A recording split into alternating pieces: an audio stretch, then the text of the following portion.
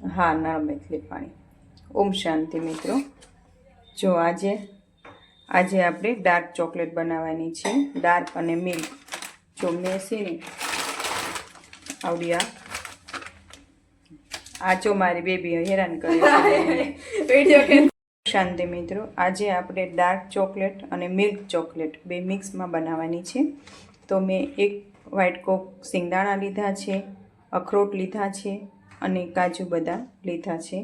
તો આપણે આ ડાર્ક ચોકલેટ છે અને આ મિલ્ક ચોકલેટ છે. જો આ બંને બરાબર આ રીતે આપણે બે મિક્સ કરી લીધી છે. તો આ રીતે આપણે બે લીધા છે ડાર્ક ચોકલેટના અને એક ટુકડો મિલ્કનો. હવે આને આપણે પીગાળી લેવાની છે. એક બાઉલમાં મેં એક ગ્લાસ ગરમ પાણી મૂક્યું હતું. હવે આપણે એમાં બાઉલ બીજું મૂકી દેવાનું છે. જો તમારે આ રીતે છોલવી હોય તો તમે છોલીને પણ ઉપયોગમાં લઈ શકો છો, પણ હું આ રીતે એમને આખી જ મૂકવાની છું પીગળવા માટે. આને પીગળતા વાર નથી લાગતી. તો આ રીતે આપણે પીગાળી લેવાની છે. પહેલાં ત્યાં પીગળે ત્યાં સુધી આપણે ડ્રાયફ્રૂટ દળી લઈએ. જો આપણે ચોકલેટ પીગળવા લાગી છે, હજી થોડીક રહી છે. હાવ પીગળી ન જાય ત્યાં સુધી આને આપણે આ રીતે પીગળવા દેવાની છે. આ જો આપણી ચોકલેટ પીગળીને રેડી થઈ ગઈ છે. હવે આપણે ગેસ બંધ કરી દઈએ. જો આ રીતે પીગળવા દેવાની છે. હવે આપણે બાઉલને બહાર લેવાનું છે.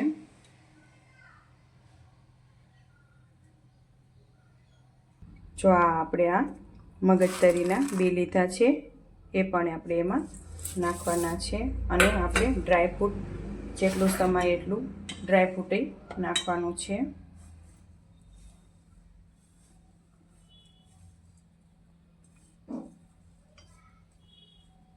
જો એટલું આપણે રાખવી છે.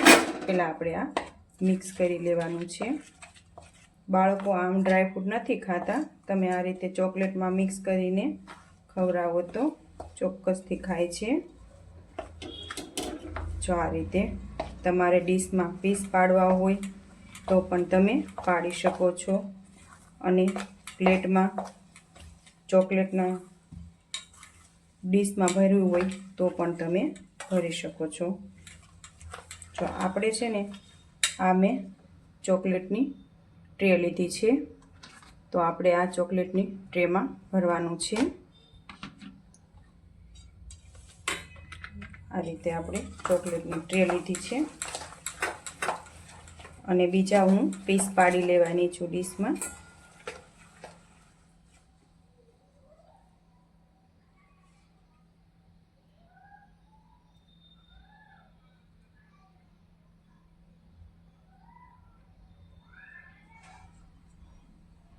જો આ રીતે આપણે બધી આખી ડીશમાં આ રીતે આપણે ભરી વાળવાનું છે. જો આ રીતે આપણે બે ચોકલેટની ડીશો ભરી વાળી છે. જો આ રીતે હવે આને 10 મિનિટ ફ્રીજમાં મૂકી દેવાની છે. પછી સરસ એની સહેલાઈથી બહાર નીકળી જાય છે.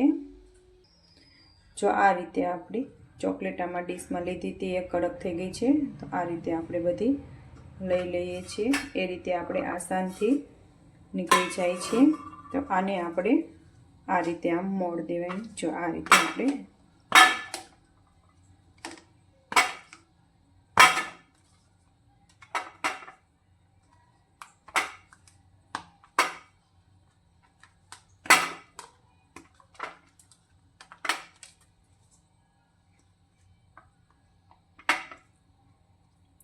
જો આ હજી આપણે થોડીક ઢીલી થઈ છે એટલે ન નીકળી, એને સુકાવા દેવાની છે થોડી વાર.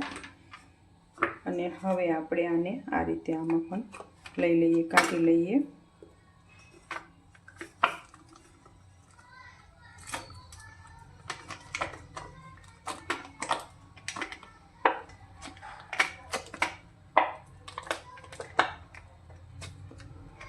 જો આ રીતે ડિઝાઇન વાળી છે, એ રીતે ડિઝાઇન પડે છે.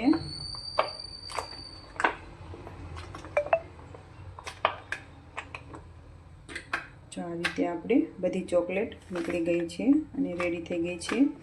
તો આ રીતે આપણે બાળકો હોસ્ટેલમાં હોય તો તમે આ રીતે ચોકલેટ ઘરે ડ્રાયફ્રૂટવાળી બનાવીને મોકલી શકો છો. આ રીતે આપણી ચોકલેટ તૈયાર થઈ ગઈ છે. ઓમ શાંતિ મિત્રો.